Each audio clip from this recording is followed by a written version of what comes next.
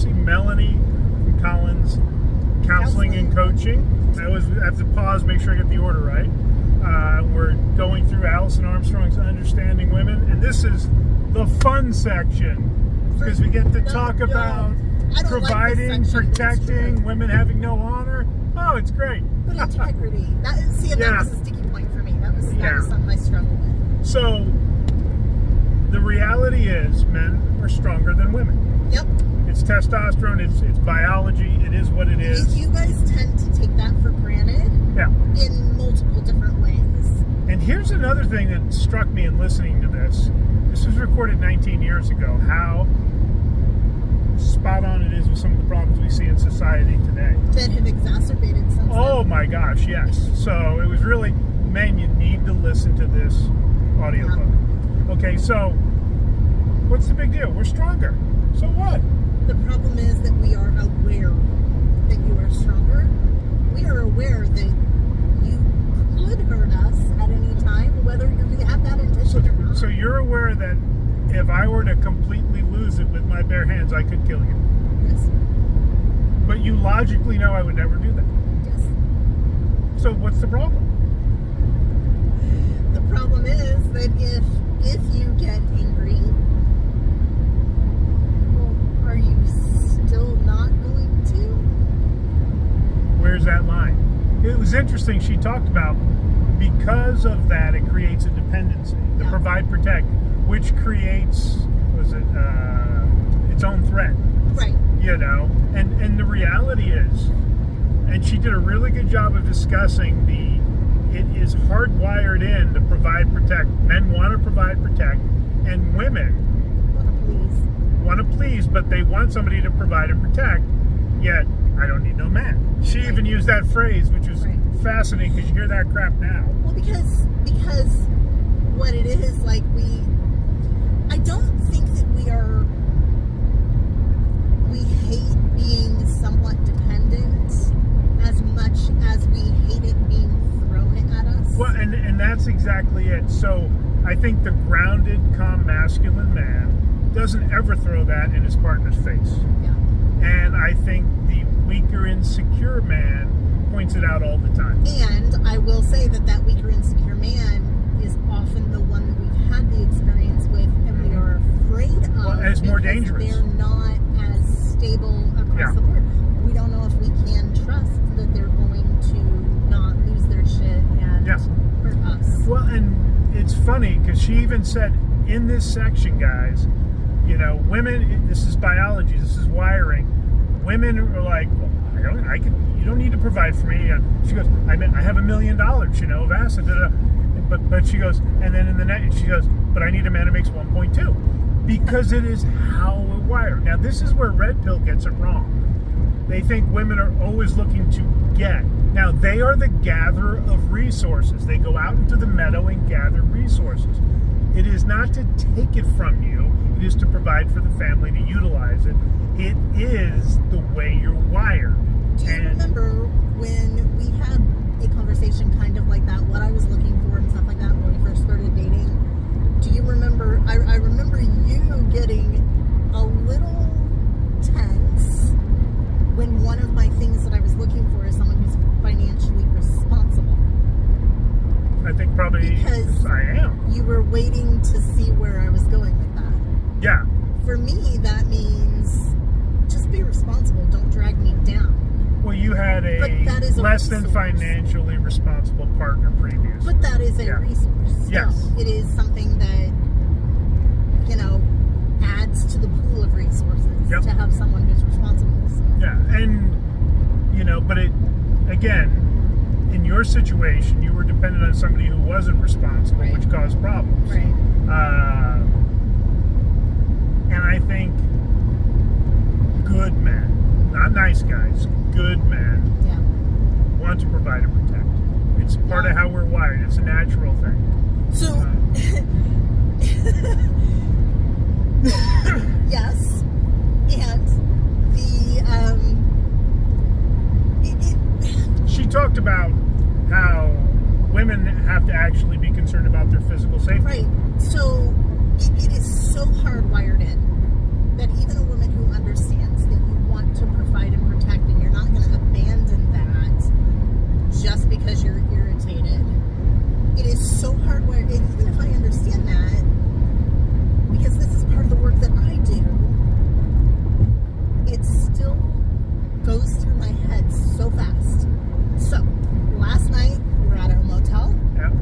and Someone tried to enter the room. And I woke up a few seconds before Dennis did, got the mom ears going, so I heard that very first doorknob rattle.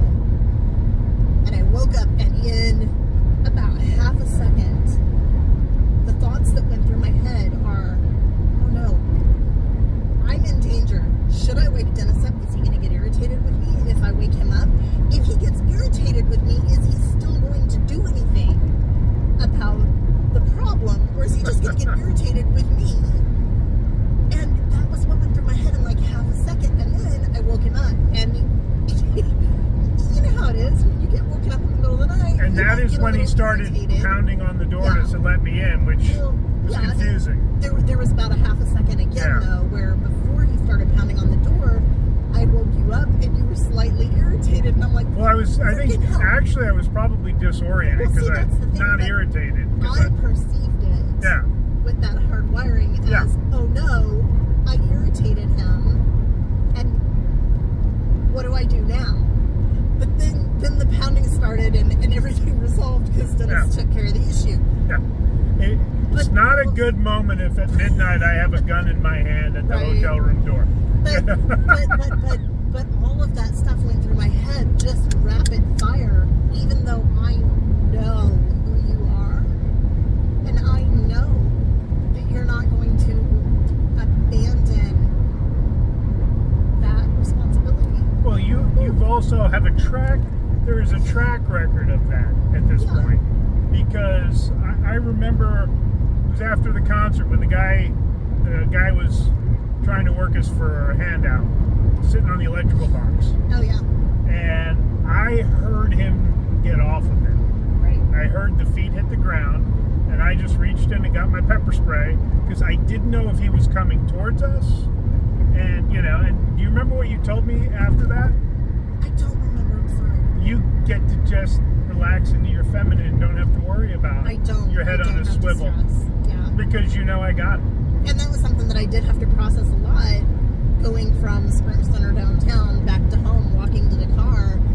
I was like, why am I stressed this time? Why am I not stressed this time? Why am I normally so, I had a lot of processing to do, but I do not have to worry about it when I am with you. And I have to do this. I have to give a shout out to Charlie too, because when I'm with both of you, I feel safe with you. But when I'm with both of you, you can turn your back, you can relax just a little bit, because he's got it. And he checks in with me too when the three of us are traveling. He checks in with me, like, everything okay? You good? Props to CB. So, I don't remember exactly where I was going with that. And then she hit on about women not having honor, which the statement sounds terrible. And again, red pill guys, they don't have honor. Well, it's a male trait, and we're going to do the right thing. Again, this is good men, not nice guys. We're going to do the right thing regardless of how we feel for you. Yeah. Women are going to act based on how they feel in the moment. And she did point out, you may not have honor, but you have integrity. Right. And so there's this clash. And to me, they're very, very similar. They're the counterparts. Yeah. They're very, very similar. The definition of integrity, the quality of being honest and having strong moral principles. It's kind of it's similar. It's not exactly the same thing. And again, honor for men, when you insult them, and she talked about that, what women do though, they get scared, even with the men that they're safe with. If we are in a positive, testosterone-fueled, celebratory moment, that freaks them out. Okay, I got a thing. I don't know if you remember this. I know you noticed it in the moment, but you were watching a Mets game, and we were in the living room, and I was just sitting in the living room just to hang out with you, right? Like, I don't watch sports. I'm just there to hang out with you. And there was a moment where I don't know if you were celebrating or if you were irritated about something that happened as far as the game went, but you this exclamation came out of you, and my head snapped, and I looked at you because I was trying to evaluate, and when I realized, okay, this is not a danger, I took about 30 seconds because I didn't want to get up and leave the room in response. But I took about 30 seconds, and I gave myself a minute to calm my nervous system, and I just left the room because I'm like, I don't want to ruin your fun or whatever that was. But at the same time, I felt danger. Good thing you weren't at Matt's last year when Pete Alonso hit a 3-run game-winning home run at the last inning. The Mets, I'd given up that the Mets were going to win in the playoffs. They're going to lose to the Brewers, Mr. Hanser.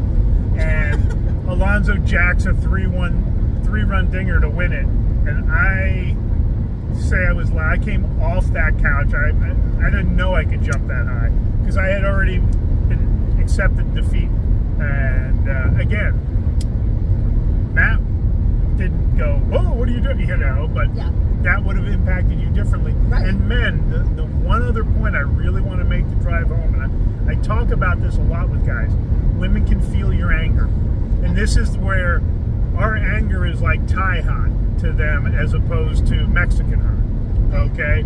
So when you're a little annoyed or frustrated, that's anger. That's anger to them. Yeah, see? That's anger. And because we don't know if we're going to, truly get enraged. Right. And that is a threat to them.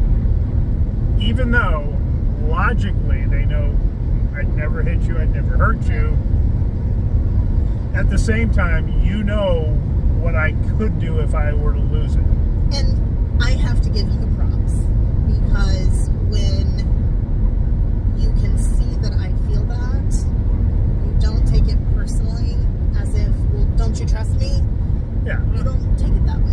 And I appreciate that, because that just creates more conflict and, And you have had enough, we've had enough experiences out in public where I take the protect very seriously. Yes. And I don't let my ego get involved.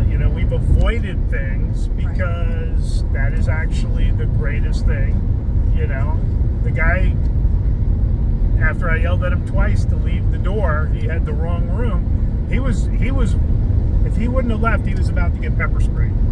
Right. Because that would have been the only reason I opened the door. If he would have stayed there, I would have had no qualms because the chain was on, to hit him with a little of the hot sauce. And here I am, I'm letting him take care of it, and I'm huddled between the bed and the wall, on the floor hiding, because, I don't know what's going to go down. Yeah. So that's the wrap for that section. And guys, understand, she can feel your anger. Absolutely. All right, guys? So don't be a guy that gets angry all the time.